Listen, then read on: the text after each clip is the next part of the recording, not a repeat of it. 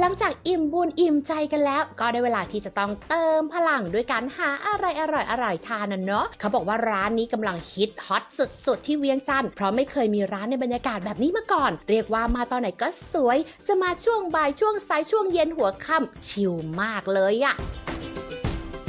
นี่เลยค่ะเราเปลี่ยนบรรยากาศกันมาอีกที่หนึ่งที่แพรก็เปลี่ยนบรรยากาศด้วยนะคุณผู้ชมนะเปลี่ยนชุดซะหน่อยขอเปลี่ยนชุดนิดนึงให้เข้ากับบรรยากาศแล้วก็เพื่อความคล่องตัวนะคะจัดไปค่ะก็หลังจากที่เราเหนื่อยกันมาทั้งวันที่ว่าเราไปเที่ยวมาหลาย ๆ ที่เนี่ยพี่ก็พาน้องรถเมย์มาทานอาหารอร่อย ๆ กับบรรยากาศดีๆแล้วก็ร้านเก๋ๆชิคๆซึ่งตอนนี้เนี่ยคือกำลังเป็นที่นิยมของคนสปป.ลาวเลยนะคะร้านนี้มีชื่อว่ามานาแมะค่ะมานาแมะค่ะมานาแมะแปลว่าอะไรคะมานาแมะนี่ก็เหมือนกับว่าไปเที่ยวนากันไหมมานากันไหมมานาแมะมานาแมะมานาแมะก็เลยกลายเป็นมานาเมะแต่เวลาเขียนก็คือแบบเขียนเมะและแมะเลย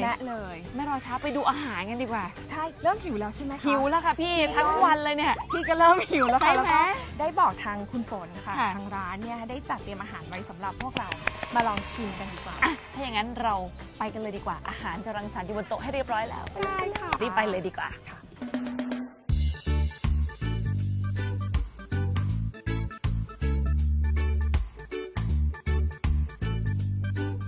อาหารเต็มที่มากๆบอกเลยว่าพี่แพรสั่งมาจัดเต็มมากจัดเต็มสำหรับน้องรถเมย์โดยเฉพาะเลยค่ะโอ้โหมีอะไรบ้างคะเนี่ยแนะนำจากทางนี้มาก่อนแล้วกันได้เลยค่ะอันนี้คือส้มตำถาดเขาใส่แบบพวกแบบมีอย่างอื่นเยอะเพิ่มอีกมีปูอัดมีแบบว่ากุ้งมีปลาหมึกมีไข่เยี่ยวม้า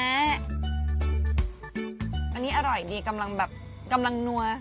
กำลังสบายอร่อยแต่อันเนี้ยน่าจะถูกใจหนูมากแน่ๆมันคืออะไรอะคะอันนี้คือไก่ย่างแต่ว่าทางบ้านเราก็เรียกว่าไก่ย่างทาปลาร้าเนาะค่ะแต่นี่ที่เราก็จะเรียกว่าปิ้งไก่ทาปลาแดกก็คือเอาปลาร้าไปทาลงไปใช่ค่ะแล้วก็เอาไปปิ้ง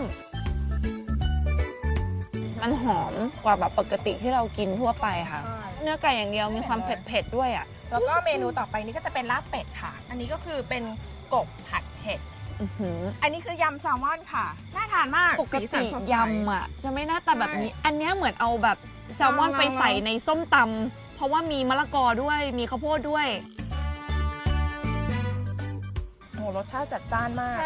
น้ำยำเนี่ยมันเข้าไปอยู่ในเนื้อของแซลมอนเลยนะคะคือทานแล้วรู้สึกว่าแซลมอนเนี่ยมันละลายในปากอันข้างหน้านี่คือเป็นเหมือนหมูหยองเลยอ่ะเป็นหนังวัวแล้วเขาก็มาทอดกรอบแต่ว่าชื่อเมนูนี้คือทอดไม้แปลกคือพอทอดมาแล้วเหมือนเป็นไม้อ่ะเป็นเส้นเป็นเส้นไม้อะไรแบบนี้ถัดมานี้เป็นหอยหวานนะคะก็คือเขาเอาไปต้มแล้วก็ทานได้ทั้งหมดเลย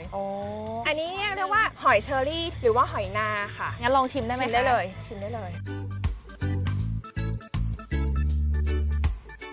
รสชาติทุกอันจัดจ้านหมดเป็นสไตล์ของทางสปป.ลาว